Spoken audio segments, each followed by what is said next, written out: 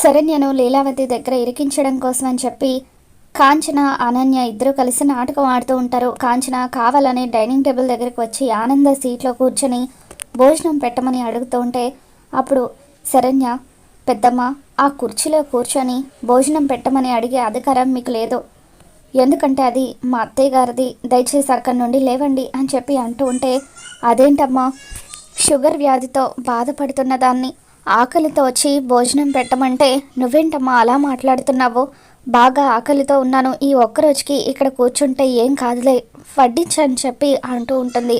దాంతో లేదు పెద్దమ్మ, మీరు అక్కడ కూర్చుంటే నేను మీకు వడ్డించను అని చెప్పి అంటూ ఉంటుంది. ఇక ఇంతలో అటువైపుగా లీలావతి వస్తూ ఉంటుంది. ఇక కాంచన కడుపు నొప్పి వస్తున్నట్టుగా నాటకం ఆడుతూ యాక్టింగ్ చేస్తూ ఉంటే, ఏమైంది వదిన గారు అని చెప్పి లీలావతి అంటూ ఉంటుంది. దాంతో కాంచన, ఏం లేదు వదిన గారు, బాగా ఆకలిగా ఉందని నేను భోజనం పెట్టమని అడుగుతూ ఉంటే శరణ్య ఇక్కడ కూర్చుంటే భోజనం పెట్టనని అంటుంది. ఇది వాళ్ళ అత్తయ్య గారి సీట్ అట అని చెప్పి కాంచన అంటూ ఉంటుంది. ఇక దాంతో లీలావతి శరణ్య వైపు చూస్తూ, అమ్మ శరణ్య, పెద్దవాళ్ళు ఆకలితో వచ్చి భోజనం పెట్టమని అడిగితే నువ్వు ప్రవర్తించేది ఇలాగేనా అని చెప్పి అంటూ ఉంటుంది. ఇక ఇంతలో అనన్య అక్కడికి వచ్చి, అయ్యో పెద్దమ్మ, నీకు ఆకలిగా ఉంటే నన్ను అడగాల్సింది, నువ్వు శరణ్యని ఎందుకు అడుగుతున్నావు అని చెప్పి ఇలా వచ్చి కూర్చో అంటూ కాంచనాని మరొక సీట్లో కూర్చోబెట్టి భోజనం వడ్డిస్తూ ఉంటుంది. శరణ్య, నువ్వు వెళ్ళు, పెద్దమ్మకి నేను వడ్డిస్తానులే అని చెప్పి అనన్య అంటూ ఉంటే శరణ్య అక్కడి నుండి వెళ్ళిపోతుంది. తర్వాత లీలావతితో, మీకు కూడా వడ్డించిన అత్తయ్య గారు అని చెప్పి అనన్య అంటూ ఉంటే, వద్దులేమ్మా, అయినా శరణ్యకి ఏమైంది, నోరు తెరిచి మీ పెద్దమ్మ భోజనం పెట్టమని అడిగినా కూడా ఎందుకు పెట్టడం లేదు అని చెప్పి లీలావతి అంటూ ఉంటుంది. కావాలని అనన్య శరణ్యని మరింత ఇరికిస్తూ, అయినా పెద్దమ్మ, ఇంకోసారి శరణ్య చేతుల మీదుగా భోజనం వడ్డిస్తే నువ్వు అస్సలు తినకు అని చెప్పి అంటూ ఉంటుంది. ఎందుకమ్మా, ఎందుకు అలా అంటున్నావు అని చెప్పి లీలావతి అంటూ ఉంటే, అయ్యో అత్తయ్యగారు, మీరు కూడా వింటున్నారా, మీరు వింటున్నారని తెలియక నేను నోరు జారేశాను, నన్ను క్షమించండి అత్తయ్యగారు, ఏమీ లేదు అని చెప్పి అనన్య అంటూ ఉంటుంది. ఎందుకు అలా అన్నావో ఇప్పుడు నాకు నిజం తెలియాల్సిందే, చెప్పు అని లీలావతి అంటూ ఉంటుంది. మరేం లేదు అత్తయ్య గారు, ఈ మధ్య దర్శన్కి ఫుడ్ పాయిజన్ అయింది కదా, ఆ ఫుడ్ పాయిజన్ అవ్వడానికి కారణం మరెవరో కాదు, శరణ్యనే మరిది గారు తినే భోజనంలో మందు కలిపిందని చెప్పి అనన్య అంటూ ఉంటుంది. ఈ విషయం మరిది గారికి కూడా తెలుసు, కానీ పెద్ద మనసుతో ఆయన శరణ్యను క్షమించి ఈ విషయం ఇంతవరకు బయట పెట్టలేదు. దేవుడు లాంటి మరిది గారిని శరణ్య ఈ విధంగా చేస్తుందని నేను అస్సలు అనుకోలేదు. ఇంట్లో ఈ విషయం తెలిస్తే నా చెల్లెల కాపురం నాశనం అయిపోతుందని నేను కూడా ఇప్పటి వరకు ఎవరికి ఈ విషయం చెప్పలేదు, దయచేసి ఈ విషయం మీరు కూడా ఎవరికి చెప్పకండి అత్తయ్య గారు అని చెప్పి అనన్య అంటూ ఉంటుంది. దాంతో లీలావతి, అమ్మ అనన్య, నీకున్న సంస్కారంలో కనీసం కొంతైనా నీ చెల్లెలకి ఉండుంటే బాగుండేది, నువ్వు మా ఇంటికి పట్టిన అదృష్టానివైతే శరణ్య ఇంటికి పట్టిన దురదృష్టం అని చెప్పి లీలావతి అంటూ ఉంటుంది. తర్వాత ఆనంద లీలావతి దగ్గరికి వచ్చి, అక్క భోజనం చేద్దామా అని చెప్పి అంటూ ఉంటే, సరే ఆనంద అని చెప్పి లీలావతి అంటూ ఉంటుంది. ఇక అలా ఆనంద, లీలావతి, కోటేశ్వరరావు వీళ్ళందరూ కలిసి డైనింగ్ టేబుల్ దగ్గర కూర్చొని ఉంటారు. అమ్మ శరణ్య, రామ్మ వడ్డిద్దు కానీ అని చెప్పి ఆనంద పిలుస్తూ ఉంటే శరణ్య అందరికీ భోజనం వడ్డిస్తూ ఉంటుంది. ఇక అనన్య చెప్పిన మాటల గురించే లీలావతి ఆలోచిస్తూ ఉంటుంది. అలా శరణ్య తనకి భోజనం వడ్డించేసరికి లీలావతి ఎంతగానో కంగారు పడిపోతూ ఉంటుంది. ఏంటక్క, ఏం ఆలోచిస్తున్నావు, భోజనం చెయ్యి అని ఆనంద అంటూ ఉంటే అప్పుడు లీలావతి మనసులో, దర్శన్కి మందు పెట్టినట్టే నాకు కూడా ఏమైనా కలిపి పెట్టుంటుందా, భర్తకి కలిపి పెట్టింది, అటువంటిది మేము ఒక లెక్కన అని చెప్పి లీలావతి, నాకు ఆకలిగా లేదమ్మా, నేను తర్వాత తింటాను అని చెప్పి అలా బయటకు వచ్చి ఆలోచిస్తూ ఉంటుంది. ఆనంద, మీరంతా భోజనం చేస్తూ ఉండండి, నేను అక్కతో మాట్లాడి వస్తాను అని చెప్పి, నేను కూడా అక్కతో పాటు తర్వాతే తింటానులే శరణ్య అంటూ ఇక అలా లాన్లోకి వస్తుంది. లాన్లోకి వచ్చి ఒంటరిగా ఉన్న లీలావతితో, అక్క ఏమేంతక్క, ఎందుకు అలా ఉన్నావు? శరణ్య నీకు వడ్డించక ముందు వరకు నువ్వు బాగానే ఉన్నావు, వడ్డించిన దగ్గర నుండి ఏదో సంశయంలో ఉన్నావు, దేని గురించో ఆలోచిస్తూ తినకుండానే ఆకలిగా లేదని చెప్పి ఇలా వచ్చి ఒంటరిగా ఆలోచిస్తున్నావు, ఇంతకీ నువ్వు దేని గురించి ఆలోచిస్తున్నావని చెప్పి ఆనంద్ అడుగుతూ ఉంటుంది. దాంతో లీలావతి, ఈ విషయం నీకు ఎలా చెప్పాలో అర్థం కావట్లేదు ఆనంద. అంతకుముందు ఒకరోజు దర్శన్కి ఫుడ్ పాయిజన్ అయింది కదా, అది శరణ్య వల్లే అయింది. శరణ్య దర్శన్ తినే భోజనంలో మందు కలిపి పెట్టింది అని చెప్పి అంటూ ఉంటే ఆనంద ఒక్కసారిగా షాక్ అవుతుంది. నువ్వు చెప్పేది నిజమా అక్క అని చెప్పి ఆనంద ఆశ్చర్యంగా అడుగుతుంటే, అవునా ఆనంద, ఇదంతా శరణ్య పని. ఈ విషయం దర్శన్కి కూడా తెలుసు, కానీ దర్శన్ మనకెవరికి ఈ విషయం చెప్పలేదు. ఈరోజు శరణ్య అలా భోజనం వడ్డిస్తూ ఉంటే ఎక్కడ నాకు కూడా అలాగే మందు కలిపి పెట్టేస్తుందేమోనని భయపడిపోయి భోజనం తినాలనిపించలేదు అని చెప్పి లీలావతి అంటూ ఉంటుంది. దాంతో ఆనంద శరణ్య మీద కోపంతో రగిలిపోతూ ఉంటుంది.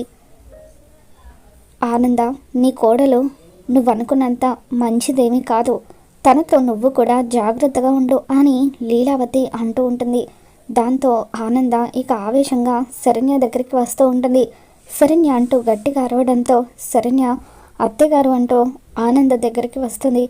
దర్శన్ తినే భోజనంలో మందు కలిపావా అని చెప్పి ఆనంద నిలదీస్తూ ఉండడంతో అప్పుడు శరణ్య అవునత్తగారు అని నిజాన్ని ఒప్పుకోగానే ఆనంద ఒక్కసారిగా శరణ్య చెంప పగలగొడుతుంది.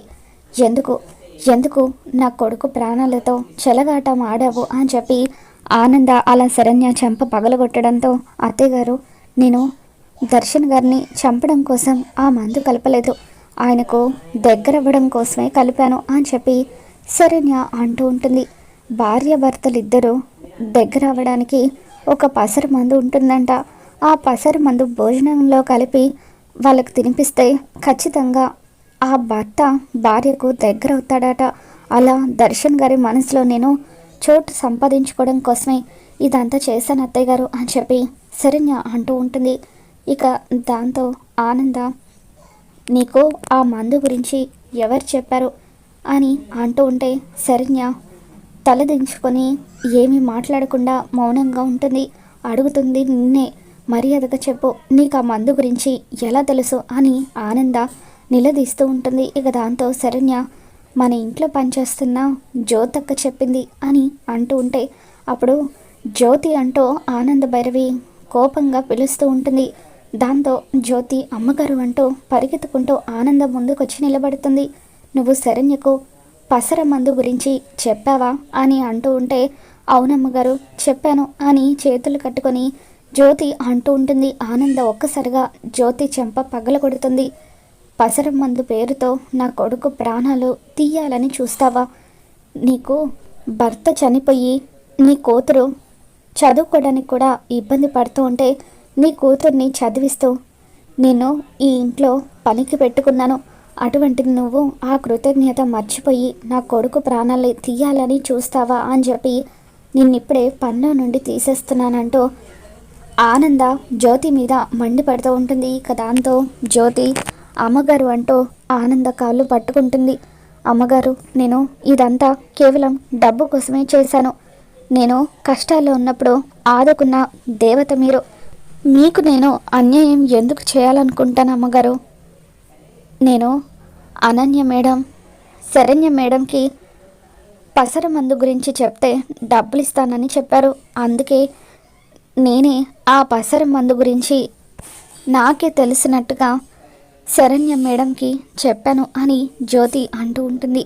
ఇక దాంతో ఇదంతా అనన్య కుట్ర అని తెలుసుకున్న ఆనంద భైరవి, సరే నువ్విక వెళ్ళొచ్చు అని చెప్పి జ్యోతిని అక్కడి నుండి పంపించేస్తుంది. అనన్య కావాలని దర్శన్ శరణ్యల మధ్య చిచ్చు పెట్టడం కోసం దర్శన్ ప్రాణాలతో చెలగాటాలాడిందన్న విషయాన్ని తెలుసుకున్న ఆనంద కోపంతో రగిలిపోతూ ఇక అలా అనన్య దగ్గరికి వచ్చి అనన్య రెండు చెంపలు కూడా పగలగొడుతూ, ఇన్ని రోజులు నువ్వు ఏం చేసినా సహించాను, కానీ చివరకు నువ్వు నా కొడుకు ప్రాణాలతో చెలకడ్డాలాడాలని చూశావు. నా కొడుకు జోలికి వస్తే అది ఎవరైనా సరే నేను అస్సలు ఊరుకోను అని చెప్పి ఎందుకు నా కొడుకు ప్రాణాలు తీయాలని చూశావు అని చెప్పి అనన్య గొంతు పట్టుకుంటుంది. ఇక దాంతో అనన్య వదలండి అత్తయ్య గారు, ఏం చేస్తున్నారు? శరణ్యని ఇంటి నుండి వెళ్ళగొట్టడానికే నేను ఇదంతా చేశాను. శరణ్య మందు కలిపిన విషయం దర్శన్కి తెలిసేలాగా చేస్తే దర్శనే ఇంట్లో వాళ్ళందరికీ ఈ విషయం గురించి చెప్పి శరణ్యను మెడ పట్టుకొని బయటకు గెంటుతాడని నేను అనుకున్నాను. కానీ నేను అనుకున్నట్టుగా జరగలేదు. దర్శన్కి ఈ విషయం తెలిసి కూడా ఇంట్లో ఎవరికి చెప్పకుండా శరణ్యను మందలించి ఇంట్లో నుండి వెళ్ళిపోమ్మని చెప్పాడు. దాంతో శరణ్య ఇంట్లో నుండి వెళ్ళిపోయింది. అంతే అత్తయ్య గారు జరిగింది అని చెప్పి అనన్య అంటూ ఉంటుంది. ఇక దాంతో అనన్య గొంతు పట్టుకొని, చూడు, ఇంకొకసారి నా కొడుకు మీద కోడలి మీద ఇటువంటి కుట్ర చేయాలని చూస్తే నిన్ను చంపడానికి కూడా నేను వెనకాడను, పోయి ఇక్కడి నుండి అంటూ ఆనందభైరవి గట్టిగా అరుస్తుంది. ఇక దాంతో అనన్య ఆనందభైరవి కోపాన్ని చూసి గజగజ వణికిపోతూ అక్కడి నుండి వెళ్ళిపోతుంది. ఇక ఆనంద శరణ్యని అపార్థం చేసుకుని చెంపదెబ్బ కొట్టడంతో ఇక శరణ్యని హత్తుకొని, అమ్మ శరణ్య, నన్ను క్షమించమ్మా, నేను నీ విషయంలో తొందరపడ్డాను. నా కొడుకు తినే భోజనంలో మందు కలిపింది నువ్వేనని తెలిసి కోపాన్ని ఆపుకోలేకపోయాను అని చెప్పి ఆనందభైరవి అంటూ ఉంటే, అత్తయ్యగారు, ఆయన మీద మీకు ఎంత ప్రేమ ఉందో నేను అర్థం చేసుకోగలను. ఆయన మీద ఉన్న ప్రేమ వల్లే మీరు నన్ను కొట్టారు, అందుకు నేనేమీ బాధపడటం లేదు అని చెప్పి శరణ్య చెప్పడంతో ఇక ఆనంద ఒక్కసారిగా శరణ్యని హత్తుకుంటుంది. మరి రాబోతున్న ఎపిసోడ్లో ఏం జరగబోతుందో మళ్ళీ మన ఛానల్లో తెలుసుకుందాం.